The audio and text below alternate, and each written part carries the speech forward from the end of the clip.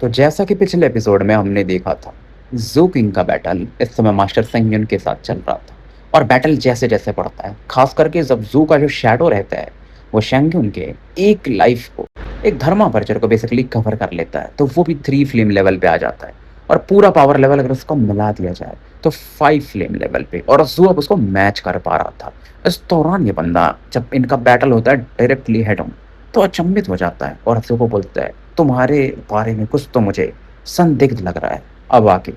और जैसे ये शब्द ये बोल रहा होता है ना, जो उसके सामने पहुंच चुका था और एक मुक्का मारता है, जिसे ब्लॉक करने के लिए शेंग्यून भी अपने हाथ को आगे बढ़ाता है और काउंटर तो करता है, लेकिन फिर भी फोर्स जो का तगड़ा था, तो वो पीछे चला जाता है। लेकिन उसकी आंखों में एक चमक आ जाता है और कहता है, मैं जानना चाहता हूँ क्या है तुम्हारे बारे में जो संदिग्ध है। हालांकि जू फिर भी कुछ नहीं बोलता और फिर से आगे बढ़ता, तो दोनों लगातार मुक्केबाजी कर रहे थे। अब शेंग्यून कोई अलग ही टेक्निक यूज कर रहा था, उसकी पूरी बॉडी चमक रही थी गोल्डन कलर की। एक अलग ही फोर्स था, जिसकी वजह से ज़ू को थोड़ा पीछे हटना पड़ रहा था। मतलब उसकी बॉडी के आसपास लाइट भी चमक रही थी, तो कुछ सिंबल्स भी बने हुए थे।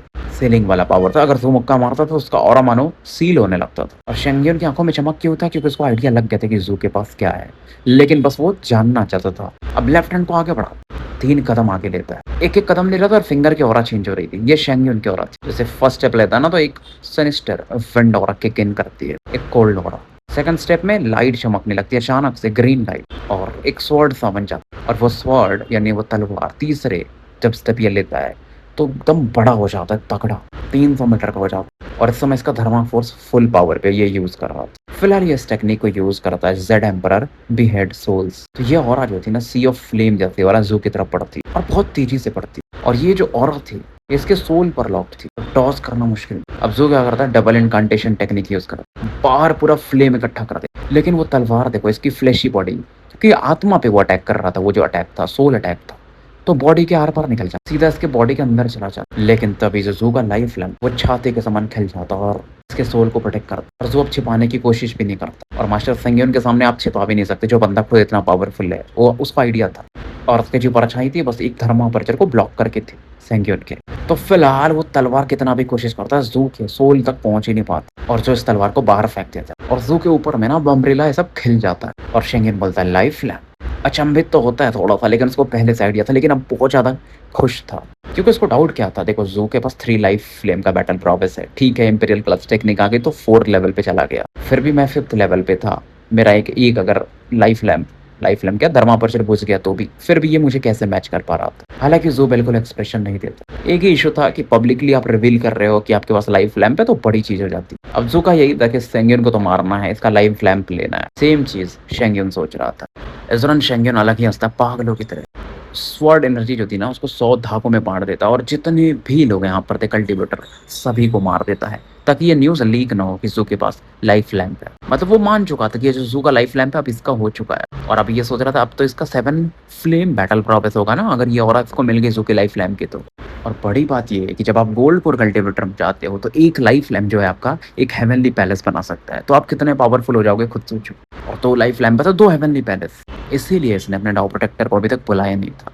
क्या पता वो भी लालच में आ जाए। लेकिन उसके दिमाग में ये था कि ये इसको कैसे मिला। ये नंबर 1 चोजन जो है 7 ब्लड आइज का, बहुत ही खूंखार आदमी। लेकिन कोई ना, मेरी किस्मत इसको यहाँ तक तो ले ही आई। अब शेंगियन की बॉडी से गोल्डन लाइट चमक रहा था। उसके पीछे में जो उसका बर्ड था, रेविजिमिस्ट बर्ड, वो चमकता है, 300 मीटर तक का हो जाता है, ग्रीन बॉडी और लाल पूंछ। और उस समय ना लालच के साथ वो बर्ड भी देख रहा था ज़ू की तरफ। ज़ू के पीछे में ब्लैक फायरी रप्ट होता है और गोल्डन क्रो प्रकट होता है। और ज़ू इस दौरान आगे बढ़ता है। फिर से दोनों का मुक्का मुक्की, धक्का मुक्की बैटल एकदम फेयर लेवल का चालू हो जाता है। मास्टर सेंगियन का जो टेक्निक था ना, इंपीरियल क्लास वाला, रेविजिमिस्ट बर्ड कंज्यूम्स हेवन करके नाम के था, जैसे ज़ू किंग का था गोल्डन क्रो मिरियाड स्पिरिट। तो इनके दोनों बर्डों का बैटल चला शुरू हो जाता है, मतलब गोल्डन क्रो वर्सेस रेविजिमिस्ट बर्ड। तो जो बर्ड थी रेविजिमिस्ट, वो कंज्यूम करने को देखती, मतलब निगलने को, और ज़ू का जो बर्ड था वो एब्जॉर्ब करने को देखती। दोनों का बैटल इतना विध्वंसक था ना कि आसपास की हवा में डिस्टर्शन आ जाता था, स्पेस में कभी कभी आसपास के जो लैंड वगैरह थे वो तो फट फुट जाते। ज़ू किंग की जो पूरी औरत है ना, ब्लैकिश फ्लेम के साथ दिख रही थी, और मास्टर सेंगियन 7 कलर के साथ चमक रहा था। सेंगियन के ऊपर में क्योंकि वो 7 कलर का अम्ब्रेला चमक रहा था, जो उसकी बॉडी को प्रोटेक्ट करके था। ये इसका लाइफ लैम्प था। और उसने गोल्डन रोप पहना था और ज़ू ने यहाँ पर बैगनी कलर का रूप पहना। शेंगेन की आंखों में खतरनाक किलिंग इंटेंट था और जू का तो वैसे ही था। इसे मानना पड़ता है कि जू किंग स्ट्रांग तो है। उसको ये भी अंदर से समझ में आता है कि अगर ये बंदा मरा नहीं तो एंशिएंट एम्परर पक्का बनेगा। और सोचो माइनर वर्ल्ड में जू रहता है ना, ये तो भाई आइलैंड इधर, मतलब जो भी फिनिक्स लैंड है एक छोटा सा हिस्सा है ना, कि रिवॉर्ड एंशिएंट मेन लैंड का जैसा, फिर भी इतना पावरफुल। जब तक वो ब्रोकन फेस नहीं आया था ना गॉड का, वो जो आसमान से दिखता है, उसके पहले जैसे छोटे छोटे और भी लैंड थे मेन लैंड के अलावा, और उस समय तो वो और वीक हुआ करते थे। सिंगल फ्लेम पहुंच गए ना भाई, वही बड़ी बात थी। जू को भी मालूम था अभी तक जितने लोगों से इसने बैटल किया था सबसे स्ट्रॉन्ग ओपोनेंट यही है। जबकि सोचो जू ने अपने परछाई को भी यूज कर लिया इसके एक सिंगल थर्मा अपर्चर को कवर करने के लिए, नहीं तो फिर मैच करना मुश्किल था शेंकिन। अब उसका बॉडी जो था ना वो लाइफ लैम्प से प्रोटेक्टेड था, तो जू के जहर भी काम नहीं कर पा रहे थे। तो जू वही सोच रहा था कि अगर उसको इसका ये मिल गया लाइफ लैम्प, तो इसकी बॉडी भी प्रोटेक्ट हो जाएगी, सोल तो ऑलरेडी है। जू इस दौरान सेंगी उनके गले को नाप रहा था और उसके ऊपर में जो अम्ब्रेला खिला हुआ था यानी कि लाइफ लैम्प सर के ऊपर उसको थे। शेंगेन उस दौरान जितने भी लोगों से बैटल किया था ना एम्परर रिसीविंग प्रीफेक्चर में, उन लोगों के बारे में सोच रहा था कि जू को आराम से टॉप 3 में रखा जा सकता है। लेकिन ऐसा बंदा यहाँ मिलेगा इसने कभी नहीं सोचा था, और सोचता है कि पैट्रियार्च सही थे, ये एकदम बेहतरीन एरा चल रही है, बहुत सारे चोजन वन प्रकट हो रहे हैं। लेकिन ऐसे ही एरा में ना डेस्टिन्ड अपॉर्चुनिटीज भी मिलती हैं, जैसे कि जू किंग आज मुझे मिल गया तो इसका लाइफ लैम्प मेरा हो जाएगा, तो मेरा पावर लेवल और बढ़ेगा। तो जो देखो एक चीज और है, जब इंसान गोल्ड कोर लेवल पे जाता है राइट, तो उस समय क्या होता है कि अगर आप उसका एक पैलेस कंपेयर करो, गोल्ड कोर लेवल में पैलेस गिने जाते हैं जैसे यहाँ पर फ्लेम, तो एक पैलेस जो होता है ना 6 फ्लेम के बराबर होता है। तो देखो जिसके पास लाइफ लैम्प है तो शुरुआत ही करेगा ना भाई 12 फ्लेम पावर के साथ, क्योंकि एक पैलेस यानी 6 फ्लेम, 2 पैलेस यानी कि 12 लाइफ फ्लेम के बराबर। और जब फिर अपना नॉर्मल वाला पैलेस बनाए यानी पहला वाला, तो सोचो फिर 18 के बराबर हो जाएगा। फिर इंपीरियल ग्लास टेक्निक मतलब क्या ही लेवल पे चला जाएगा। फिर अगर मैं इसका गोल्डन क्रो भी अब्सॉर्ब कर लेता हूँ तो मेरी जो बर्ड रेवेजमिस्ट वो और लेवल पे चली जाएगी सेकंड स्टेज पे। बहुत कम लोग होते हैं, बहुत मतलब अगर 1000 साल का शायद इसके उसको इतिहास पता हो गया जो भी, कि एंशिएंट एम्परर खानदान के भी जो लोग हैं जो इंपीरियल क्लास टेक्निक को सेकंड स्टेज पर ले जा पाए। ऐसा नहीं कि ले नहीं जाते, लेकिन फाउंडेशन लेवल में होते हुए सेकंड लेवल पे ले जाए तो बड़ी बात होती है। तो इसके दिमाग में यही सब चल रहा था। बैटल देख के ऐसा लग रहा था कि मानो एक यंग सॉवरेन लॉर्ड वर्सेस एक यंग एंशिएंट एम्परर का बैटल चल रहा हो। बैटल की जो गूंज थी ना बहुत दूर दूर तक पहुंच रही थी, दोनों एक दूसरे से दूरी बना के भी रख रहे थे। इस समय ना मास्टर सेंगियन कोशिश क्या कर रहा था कि 120वां जो धर्म अपर्चर है उसे फिर से खोल पाए, जो लॉक हो गया है। कितना भी कोशिश करता है नहीं कर पाता है, जिसकी वजह से किलिंग इंटेंट और बढ़ता है कि इस जोकिंग को तो छोड़ूंगा नहीं। खून निकालता अपना जीप से, एक टेक्निक यूज करता है encompassing ghost garment seal body and soul. तो ये खूनी जो धुंध था ना वो फैलना शुरू होता है और 300 मीटर तक फैल जाता है और जू की तरफ पड़ता है। अब जू की भी आंखें थोड़ी सी चौंधियां आ जाती कि यार ये क्या चीज है। अब गोल्डन क्रो क्या करता है ना, अपना जो काला फायर था ना ऊपर फेंकने लगता है, ये जो गोल्डिश ब्लॉकेज आ रहा था सामने से, वो डैमेज हो रहा था, वो जो हो रहा था, लेकिन फिर भी जू की तरफ बढ़ते जाता और जू को ब्लॉक कर देता है। एक सीलिंग टेक्निक था इस एक तरह से। मास्टर सेंगियन इस दौरान देख अपने टेक्निक फिर से यूज करता, डार्क हेवन ब्लड फिंड स्वॉर्ड, मतलब एक टेक्निक यूज करता, ब्लडी ऑरा बनती है तलवार, पूरा आसमान भी आकर लाल हो जाता है। 300 मीटर का तलवार जिस पर सीलिंग मार्क्स वगैरह थे, भंवर सा बनता है जहाँ से तलवार गुजरता है, क्योंकि गोल गोल घूमते जा रहा था। अब जू को लगता है यार खतरा बहुत बड़ा है। मास्टर 6 ने जो इसे ब्लेसिंग दिया था ये उसे यूज करता है, ये तलवार से हिट करने वाली थी। मास्टर 6 ने जो पेंडेंट दिया था ना डिफेंस वाला, वो एक्टिवेट हो जाता है और उस टेक्निक को ब्लॉक कर देता, पूरा एरिया जो था हिल जाता है। और ये जो भी शील्ड का पावर था जू के पास वो पूरी तरह से खत्म हो जाता है। शेंगियन देखता है और फिर से बोलता soul sweeping devil crush sword. फिर से एक तलवार आती है रेड कलर की, लेकिन उसमें अलग पावर था, सेकंड ब्लड कलर स्वॉर्ड कह सकते हो। वो तलवार आसमान से प्रकट हुई थी और जू की तरफ पड़ी थी, लेकिन ये अलग थी। शेंगियन के सामने प्रकट हुई, फिर सीधा आगे बढ़ जाती। ठीक है डिफेंस का पावर लगभग खत्म हो चुका था, लेकिन थोड़ा बहुत था, लेकिन अब ज्यादा काम नहीं कर पाता है।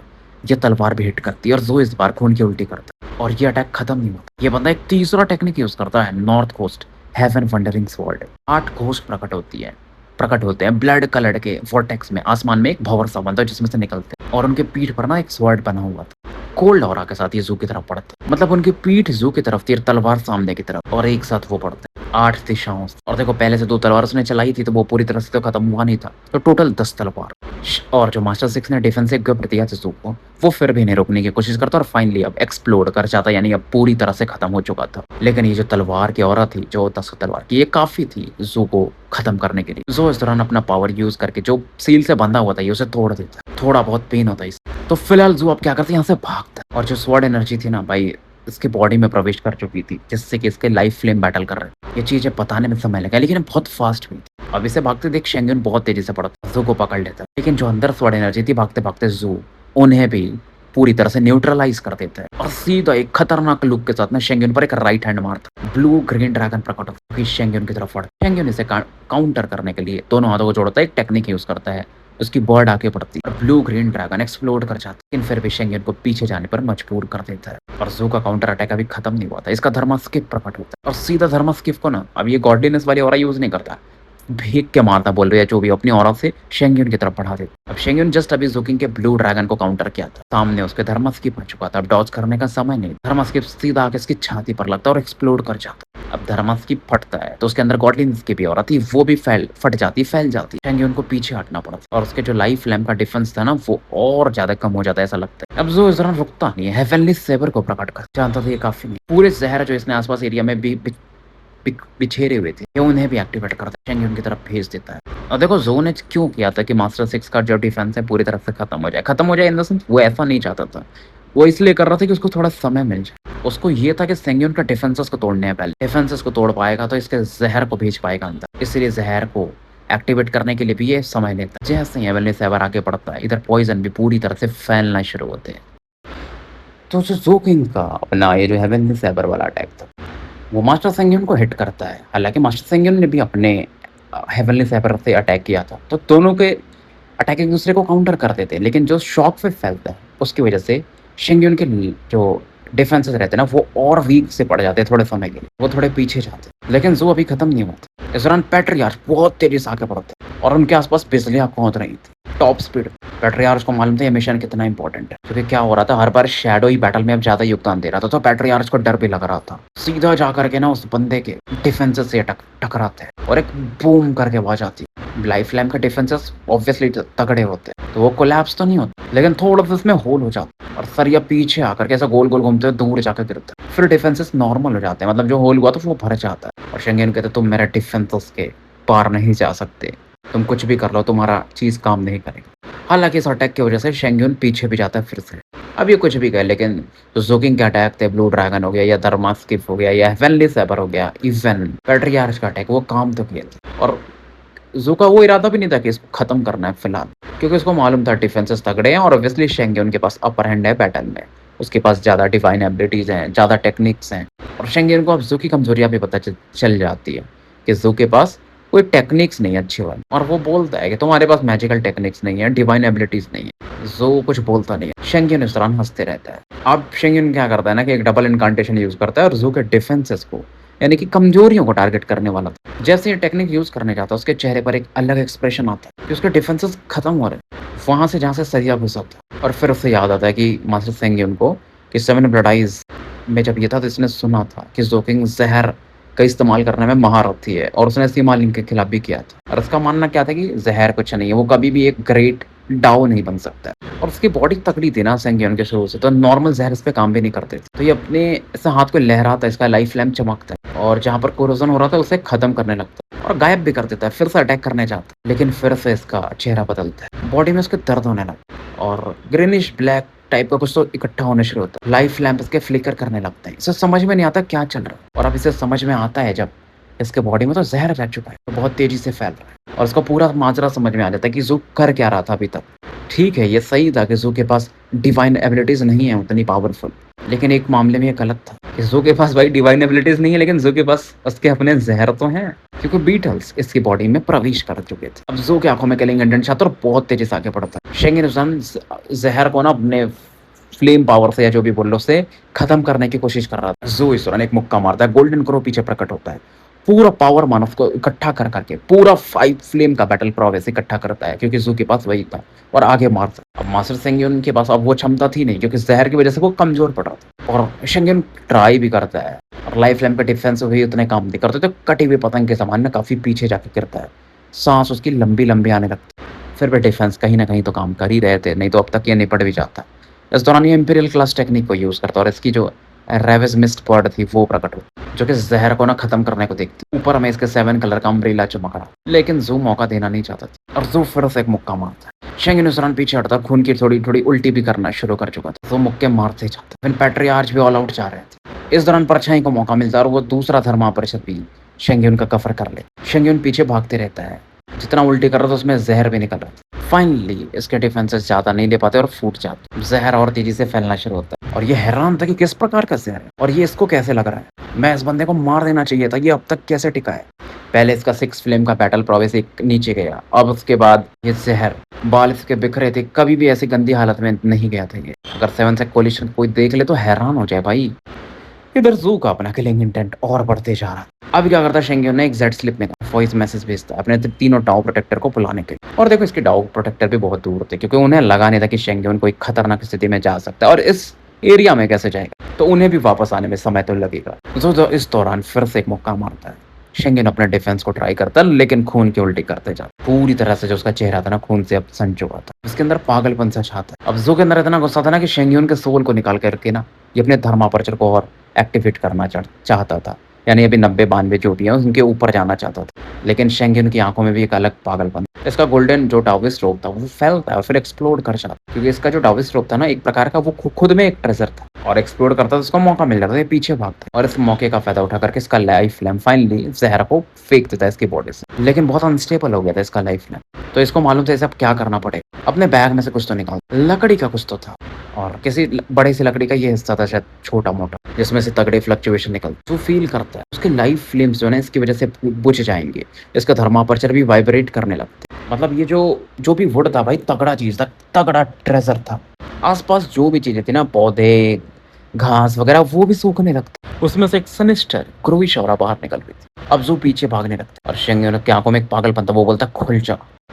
और जू के सामने मैंने एक दरवाजा खुलता है काले रंग का जिसमें से ग्रोइश लाइट बाहर निकलने लगता है। जब जू उस दरवाजे की तरफ देखकर एकदम नम पड़ जाता है, पूरा सन्नाटा सा छा जाता है जू के आसपास।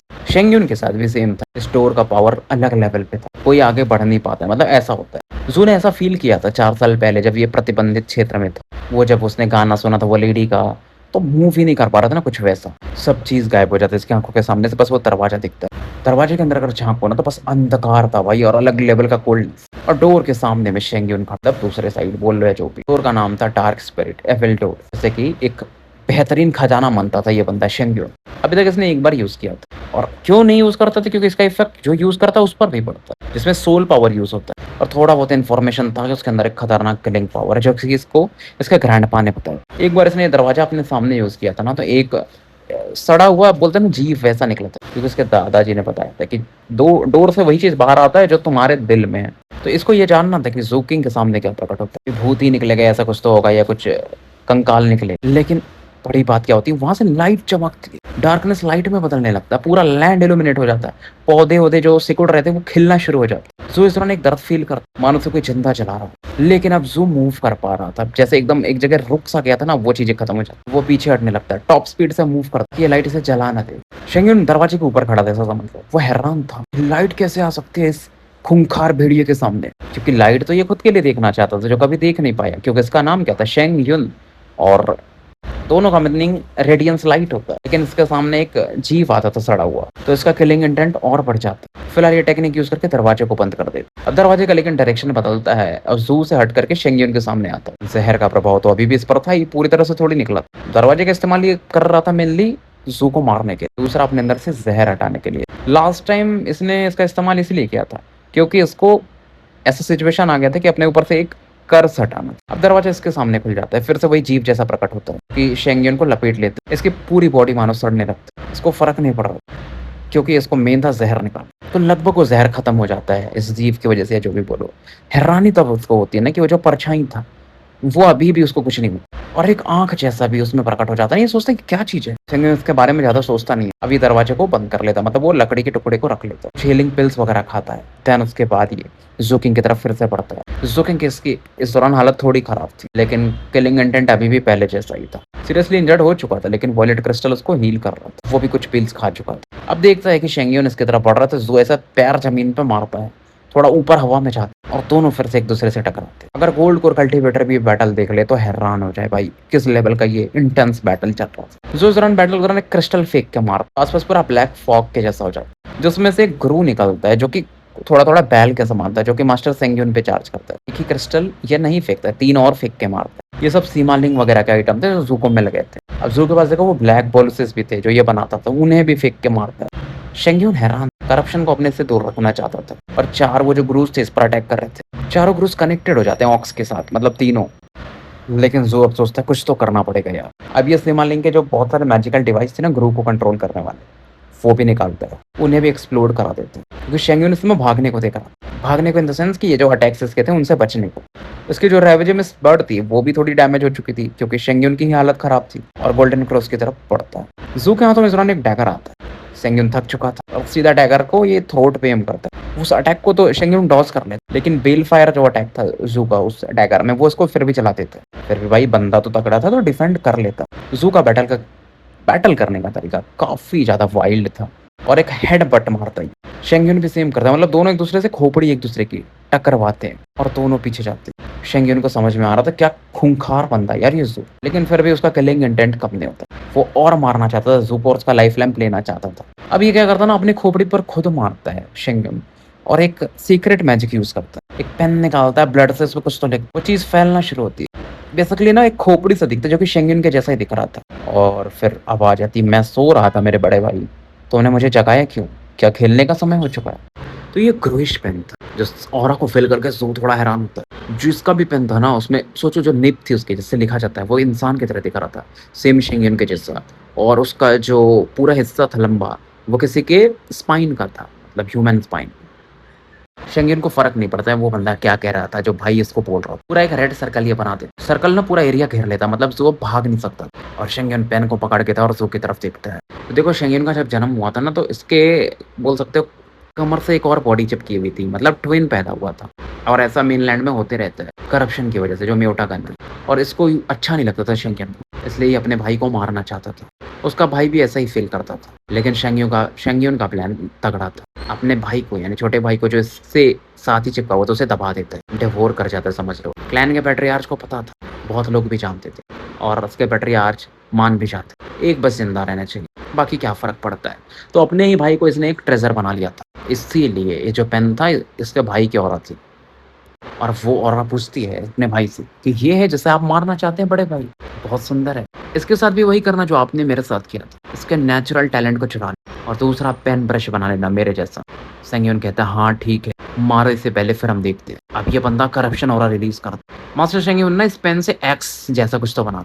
पेन का जो इंक था रेड कलर का था, पूरा एक्स जो दिख रहा था ना वो चमड़ी खून का दिख रहा था जो कि ज़ू की तरफ पड़ता है। ग्रोविश और स्ट्रॉन्गर होते जाती। अब ज़ू एक जेड स्लिप निकालता, ऐसा कर रहा था कि शेंग्यून देख ना पाए। कुछ तो करने जा रहा था, स्नैप करने जा रहा था, लेकिन फिर छोड़ देता। वो एक्स जो लेटर था ज़ू से आके टकराता है और ज़ू काफी पीछे जाता है। इस दौरान खून की उल्टी करता है और वो एक्स अभी भी इसका पीछा कर रहा था, लेकिन ज़ू बहुत तेज था। अब देखो इस बैटल के दौरान चाहे ज़ू हो या शेंग्यून दोनों तगड़े इंजर्ड हो चुके थे। ज़ू का प्रॉब्लम एक ही था, देखो और उसकी तगड़ी थी, प्रॉब्लम ये था, कमजोरी ये थी कि उसके पास ना तो कोई डिवाइन एबिलिटीज थी तगड़ी वाली, ना मैजिकल टेक्निक्स शेंग्यून के कंपैरिजन में। और देखो अगर शेंग्यून के अलावा कोई होता ना तब तक निपट चुका होता। जो भी यही सोच रहा था, लेकिन फिर बोलते हैं लेकिन अगर पावर ओवरवेलमिंग हो ना तो कोई भी टेक्निक हो कुछ भी हो वो काम नहीं करती। पूरा वॉयलेट क्रिस्टल का पावर ना इस समय ज़ू के बॉडी में इकट्ठा होने लगता है। और देखो इसके एक एक धर्मापर्चर तो भाई 1500 मीटर के स्पिरिचुअल सी के बराबर है। अगर आपको याद हो तो ज़ू जब की कंडेंसेशन में था तो इसका स्पिरिचुअल सी 1500 मीटर का था। यानी जब आप फिर फाउंडेशन लेवल में जाते तो आपका एक एक धर्मापर्चर उतने स्पिरिचुअल सी के बराबर होता है। तो एक एक धर्मापर्चर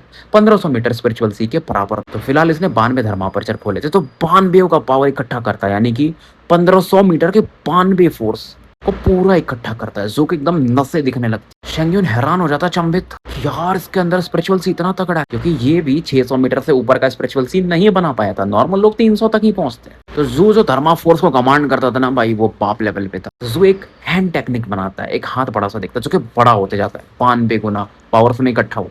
और वो जो एक्स था ना जो अटैक कर रहा था वो भी कांप जाता। ठीक है भाई, होगा मास्टर सिंह उनके पास 3 तगड़े तलवार फिर ग्रोइस टेक्निक्स, लेकिन जू अपने पावर पे ज्यादा भरोसा करता। कोई भी टेक्निक हो दुनिया में अगर आप पावरफुल नहीं हो जा रहा तो आप उसका इस्तेमाल बेहतरीन नहीं कर सकते।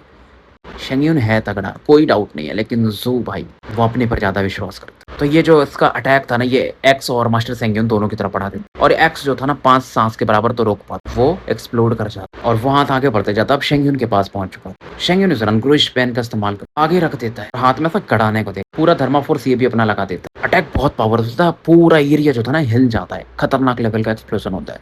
चाहे जू हो या शेंग्यून, दोनों खून की उल्टी कर रहे थे। अब इस ऑरा की वजह से ना जू का जो 92 लेवल का पावर था ये उसमें से 33 लेयर तो डिस्ट्रॉय हो जाती, लेकिन अब पेन की लाइट भी फेड होने लगती। मास्टर सेंग्यून के छोटे भाई की इसके अंदर और आती है ना, वो भी गुस्सा आने लगता है। धीरे-धीरे 43 लेयर कोलैप्स कर जाता और पेन जो था ना वो राख में बदलने लगता। मास्टर सेंग्यून के भाई की जो और आती है ना वो बदलने लगता। उसके चेहरे पर एक अलग स्माइल आता है। वो 13 और लेयर डिस्ट्रॉय कर देता है ज़ोकिंग के हाथ का। उसके बाद उसका खोपड़ी कोलैप्स कर जाता है, लेकिन फाइनली कुछ बोल के जाता है कि चू शेंगेन, याद है तुम्हें? मैंने तुम्हें कर्स किया था जब तुमने मुझे डिवोर किया था।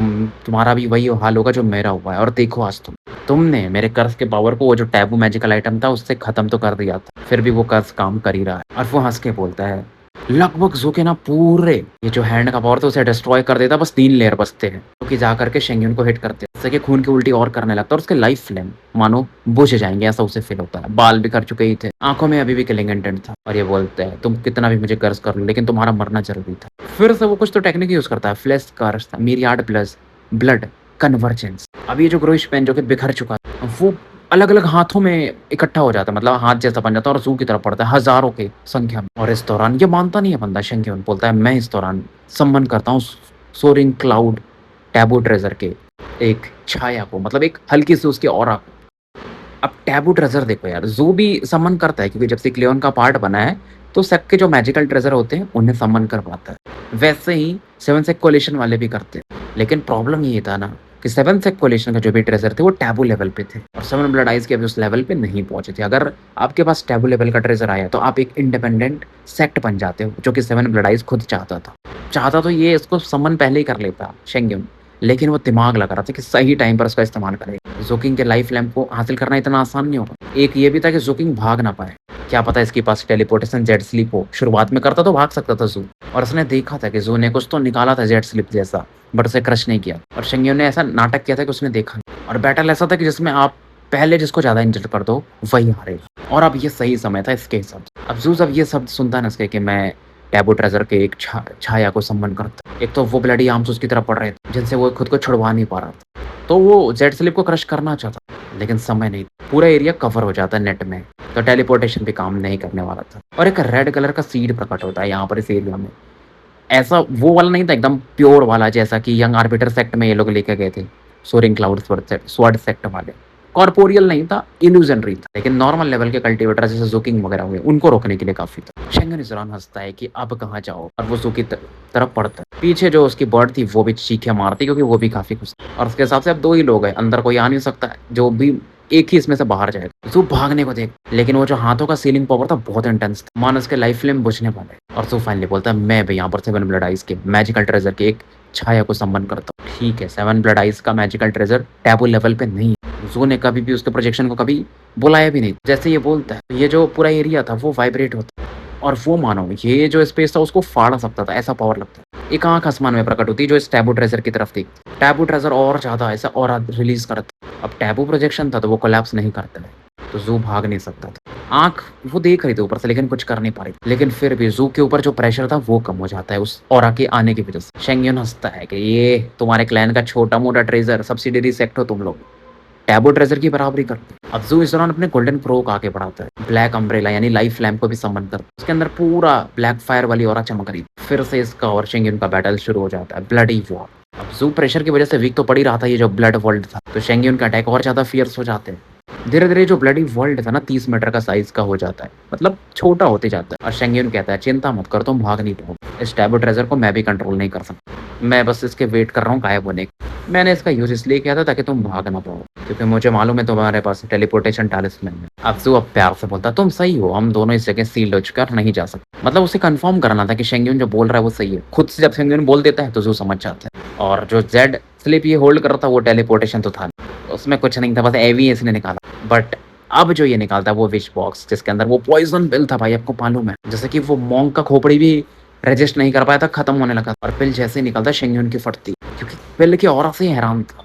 तो जू का यही प्लान था कि कुछ ऐसी जगह फंस जाए जहाँ से ये भाग ना पाए, और जो ये ब्लडी वर्ल्ड था धीरे धीरे छोटा होते जाता है। और जू जानता था कि मास्टर शेंग्यून तो भागेगा नहीं, क्योंकि उसके अंदर लालच है इसका लाइफ लैम्प लेने का। तो जू ने बहुत लंबा प्लान कर लिया था पहले से, यही था कि इन दोनों में जो सर्वाइव करेगा वही आगे जाएगा, और ये जहरीला पॉइजन फैला है तो जो सर्वाइव करेगा वही आगे जा सकता था। शेंग्यून एक इंटेलिजेंट आदमी था, लेकिन उसको नहीं पता था ना कि जू के पास ऐसा भी पिल हो सकता। अब सेंग्यून का जो राइट हैंड वाला हिस्सा था ना वो जल्दी-जल्दी डीके होने लगता है, गलने लगता है, पूरी बॉडी को चेक करता है, जो कि धीरे-धीरे सड़ना शुरू हो जाता है। एंटीडोट पिल भी खाता है बट वो काम नहीं कर रहा था कि किस प्रकार का ज़हर है, चिल्लाता है। ज़ोकिंग की भी बॉडी भी सड़ रही थी लेकिन उतनी तेज़ी से नहीं जितनी इसकी सड़ रही थी। शेंग्यून की आँखों में पहली बार डर आता है। टैबू ट्रेज़र को कंट्रोल करके सील को अंडू करना चाहता था, भागना चाहता था। लेकिन कि जैसा इसने बताया था कि ये खुद भी इसे कंट्रोल नहीं कर पाता है, तो बात वही थी। अब ज़ू पूरा फ़ियर्स हो जाता है और अटैक मुक्के मारने शुरू करता है। गोल्डन क्रो के फुल पावर पे यूज़ करता है। ज़ू इसके पेट को टारगेट करता है। पेट को क्यों टारगेट करता है? क्योंकि वहाँ पर होता है लाइफ लैम्प।